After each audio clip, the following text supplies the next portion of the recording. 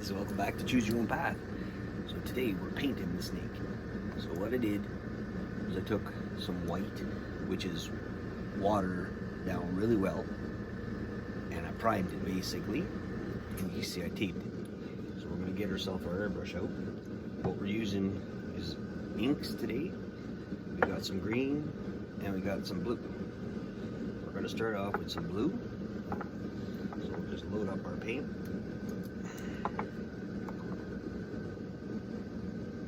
Just load it up pretty good, and we're going to get going. So our snake is going to have a good blue hinge to it. I said hinge, like tinge.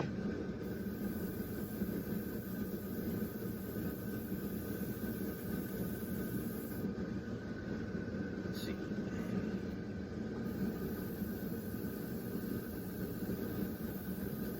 Start off just painting it up blue. Just to give it some color. We can basically saturate the snake because we're going to use some white for the underbelly. This is a baby blue that I'm using. And we're just going to go about giving it a good coating.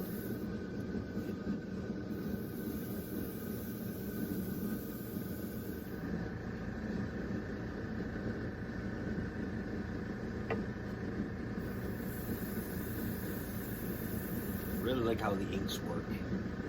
They're really nice. You want to make sure you get both sides, like back and forth, because the way the scales are put in, there could always be a gap.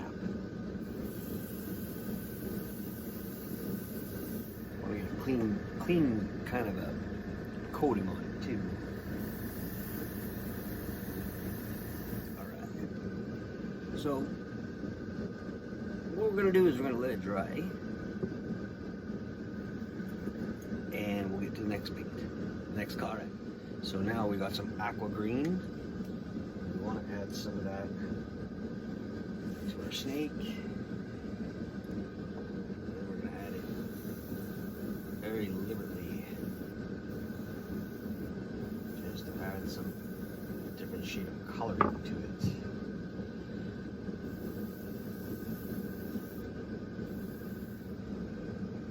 See that with light.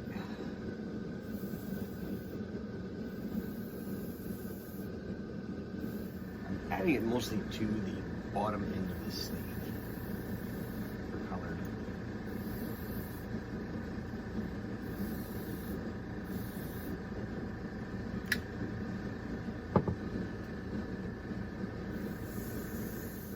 Alright. So that definitely, in the light, can't see it as much, but it definitely changed the color of the snake from that blue to sort of like a greenish blue. So we're going to change out the color one more time. Okay, so now we are going to add a darker blue. We're just going to make some spots a little bit darker.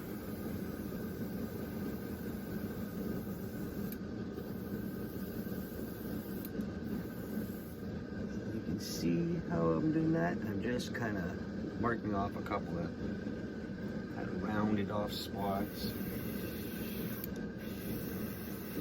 coloring them in.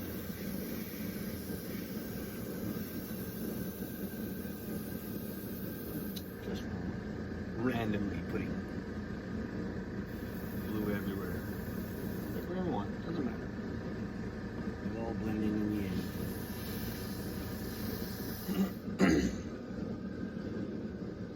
See, the colors are coming together.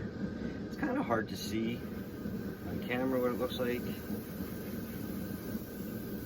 I guarantee you it's got a different look to it.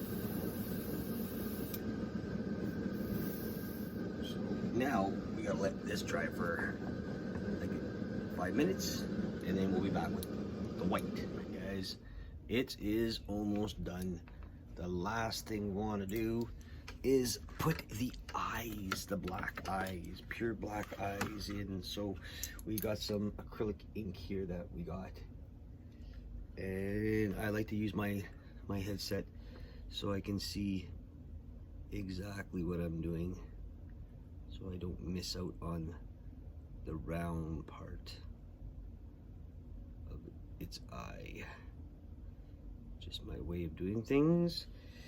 Then again, I could say that I'm just getting old and I can't see anymore. Let's get into that point where things are hard to see. All right, so very simple, nice black eyes, like pure black. I like that. I think that looks good on them. It makes it really stick out to who this is now. I did just show this picture to my sister, and she asked me what kind of snake this was. I think it's an Amazon tree snake. It's a viper, and very venomous, very poisonous. They're blue. They're very blue, bluish green. They have some wicked poison. I'd have to do some research on it if I really wanted to see more. I just thought it was a beautiful looking snake. The way the colors, I mean, it's a snake from the wild, right? So maybe my colors are wrong. Maybe they're not. Who knows? It's hard to get on this angle here, guys, so bear with me while I spin things around and try to get organized to get this side of the snake's eyes. Not very much room to work here. Time to clean up a little bit of the mess, I guess. Trying not to get over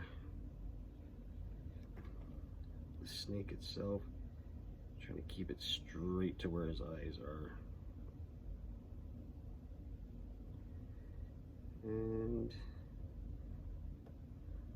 I'd like to keep it a little bit cleaner than that. Might have to just take a little bit of white and do some touch up. But you get the visual thing, right? How the snake looks. I'm gonna do the other side. And the same thing. So hard to do. I'm sitting in my old man rocking chair here.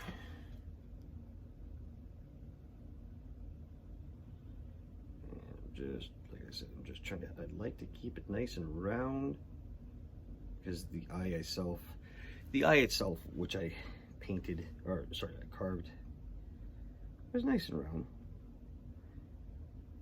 It's just to make sure you get that right angle with your paintbrush, and you don't miss and you don't go overboard like I do sometimes. It happens.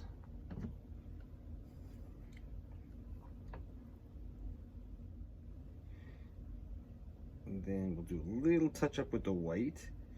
Then we'll see if it needs some more color. If the black needs to come back on it, all right?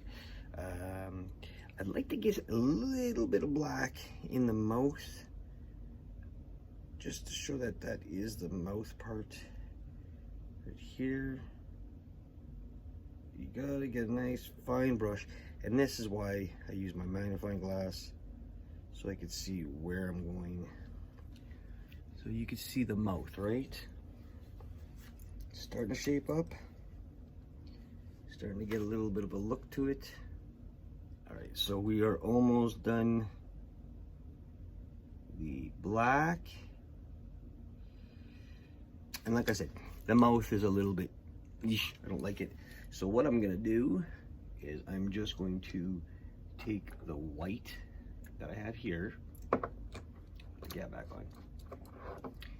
I am going to just wipe down this brush with my nice colored, my fingers that are all dirty. I'm gonna take some of the white that's just on the tip here, just a bit. And all I'm gonna do is touch up those spots that I kind of screwed up. The one thing you gotta watch out with white is white and black. it turns gray, and that's what it's doing now. But you know what? I'm kind of liking what I'm seeing because I'm going a little bit under the eye just to give it like a gray. I don't know if you can see that, but there's a gray texture under that eye. Just a little, okay? Sound like Bob Ross, just a little bit. I'll do the same on this side. Just a touch. And then the white is a bit too white. So all I'm gonna do, I'm gonna use a little bit of gray, a little bit of black and white. And I'm just gonna give it a little bit of a discoloration under the belly. Yeah, just a bit. Couple of little spots. I think it just gives it a little bit. Just, I'll show you. Just a little bit of coloration on the snake itself, so it doesn't just look like it's pure white. Snakes are dirty. Dirty snake. Oops. All right. Just gotta pull out a little bit of gray on the sides here, just to make it look like I'm blending it in. How can you see that? I don't know if you can see that. Same with this side. Just kind of almost like a dry brush coming down off our snake. All right, so there you go. All right, so what we're gonna do now is we're gonna go into the shop. We are gonna take off the tape. I might want to put, like where my hands go, I might want to do some grooves here, so it's more not just round. It has like my finger marks. We'll see. We'll take it off in the show. And I know I didn't do this thin enough, so we still got to work on that guy. Then we could go into the epoxy. Okay.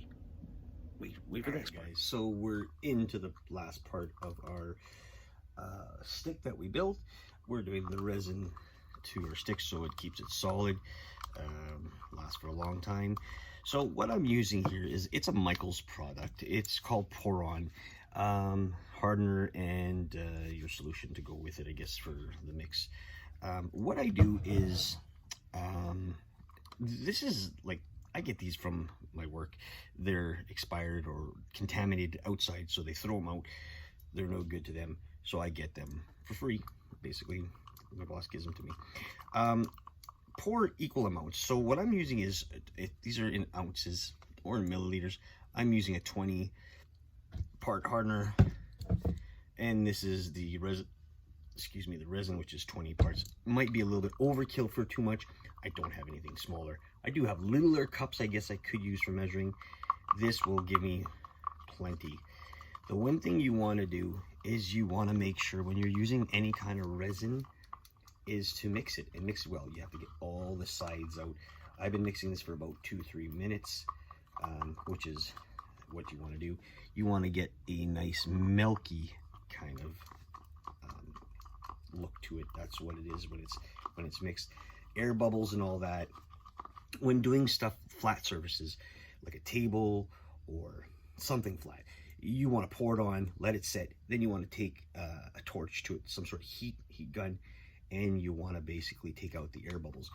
When we're doing stuff like this, I don't have to do that unless the weather is not cooperating. It has to be at least Celsius 72 degrees. It's gotta be hot in the States somewhere or elsewhere. In Fahrenheit, I don't know what that is. You want to make sure that you keep an eye on this when after you've put it onto your project, because gravity wants to always pull it down. Now, usually I would use a paintbrush, or sort of a, what do they call them, like a foam brush to put these on. I find it very difficult though, because you can't get into the little cracks. So that's why we wear our gloves. Always wear gloves. So what we're gonna do is we're just going to get the stuff off the stick first, you know, just so we don't waste. And there will be waste because there's too much to put on. So all I do is take a good handful of it, I put it on my glove, and I just rub it, being careful that it's not dripping on me, and or, well, you don't want to drip it on anything else because this stuff hardens like son of a bitch.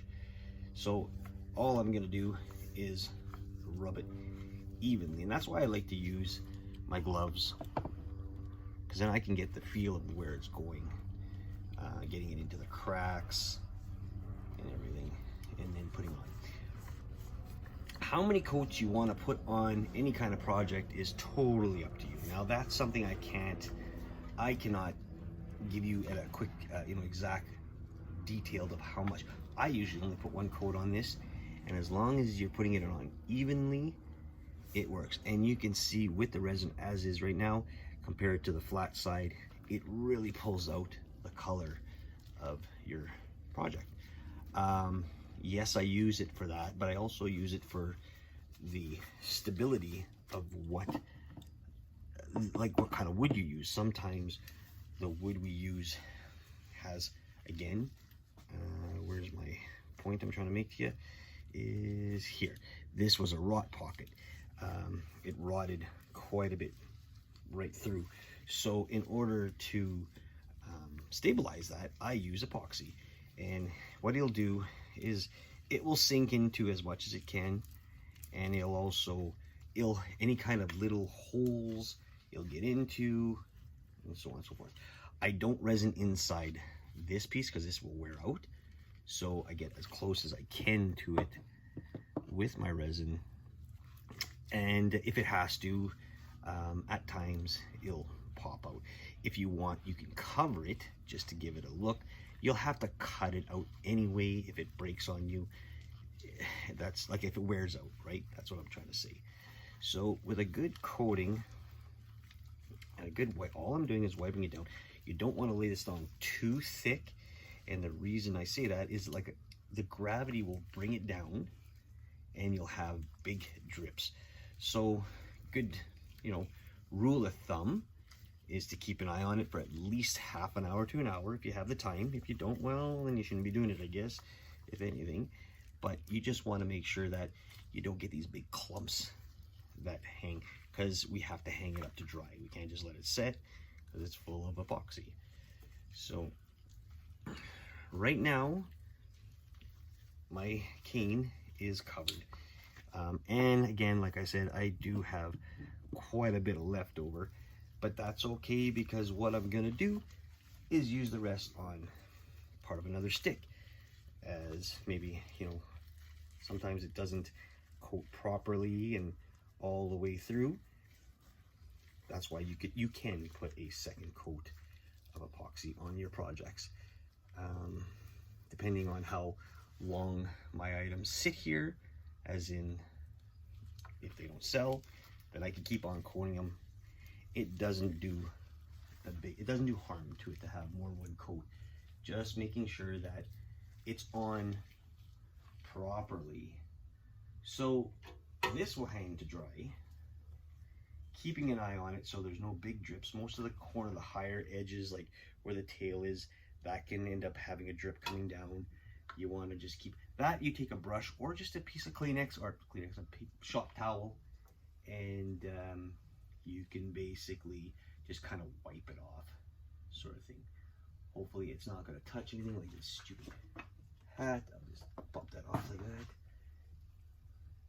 And if you're going to have this to dry outside, cure outside, that's where you have to keep an eye on it too a lot. You know, because when bugs hit this thing, they don't come off. Dust, anything, it'll basically stick to this stuff like crazy. So you want to make sure you're always keeping an eye on your items. So that's what I'm going to do there. And then now, with the leftover, I still have time, I will add it to another part of my stick. So again, like I said, roughly around 72 hours, a day to 2 days it takes for this stuff to cure it'll be solid and ready to rock, you know. All right, guys, thanks for watching. Again, using the pour on from Michaels. You go there if you have the app. You're in Canada. I don't know if there's anything in the States. I think it's a Canadian thing, but if you have the app for it, what happens is you can get a coupon, and they're roughly around $60, and sometimes you get like a 50% coupon. You know what? This stuff lasts for a while. Little amounts. Like I said, I still have this much left, which I'm going to add to the other stuff. So again, thanks for watching. Like, subscribe, share. Tip jar at the bottom. If I can do it, you can do it. Keep on doing what we do best. Thanks for watching, guys. See you later.